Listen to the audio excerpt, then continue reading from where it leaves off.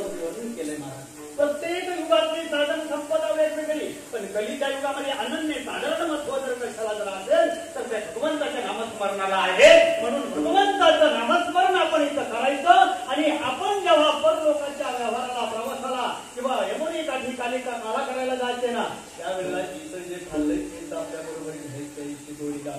आता हिची घेऊ तवे घेऊ शिदोरी. तर कसला काळा करायचे? हरिनामाचा खिचडी काळा प्रेमे मोहिला साधने. हरिनामाचा खिचडी काळा करायचे. खिचडी काही ठिकाणी वक्तव्य महाराजांनी मला दाखवलं. जातेमध्ये काही कानामातला एकत्र झालेला आहे, काही ठिकाणी खिचडा, काही ठिकाणी खिचडी. अनेक पदार्थ एकत्रित येऊन जे केलं जाते त्याचं नाव खिचडी किंवा खिचडा. एका पदार्थाचा खिचडा होत नाही. आणि काळा म्हणजे ही अभेद अवस्था आहे. काळा म्हणजे पूर्ण अवस्था आहे.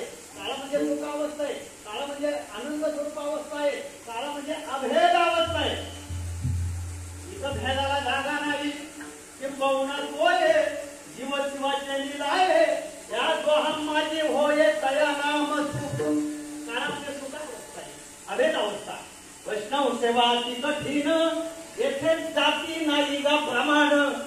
न म्हणावं शूद्र ब्राह्मण, भक्ती प्रधान भावार्थे. इथं ब्राह्मण, इथं मुसलमान, इथं हिंदू, इथं आगरी, इथं मराठी.